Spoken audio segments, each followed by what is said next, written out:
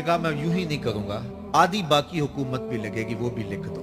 उसने चमड़े के ऊपर लखवा लिया और उसने उसका इलाज किया फौरी, तो उसका पानी हलक से नीचे उतर गया। बादशाह घोड़े पे बैठा वापस आया, वक्त गुजर गया, अरसा बीत गया। बादशाह फिर तख्त पे बैठा था, वही फकीर भेस बदल के दोबारा आ गया। फिर उसने नसीहत की कि आखिरत को याद करो, ये दुनिया कुछ नहीं है, 4 दिन की कहानी है। बादशाह ने कहा तू मेरा ख्याल है पहले भी कभी आया था। तो उसने कहा निकालो इस फकीर बाबे को। उस फकीर ने अपने थैले से वो चमड़े की दस्तावेज निकाली जिसके ऊपर उसने सारी हुकूमत लिख के दी थी। उसने कहा बादशाह ये है तेरी हुकूमत की कीमत, सिर्फ 2 घूंट पानी, जिस पर तू नाज़ा है, जिस पर तुझे फख्र है, तो कबल इससे तौबा का दरवाजा बंद हो जाए, हमारी जिंदगी का दफ्तर समेट दिया जाए और फिर पछताएं, हाय जो चंद लम्हे जाया किए, हाय जो जिंदगी बर्बाद की, वो क्यों बर्बाद की। कल के पछतावे से बेहतर आज का पछतावा जिंदगी पलट होगा।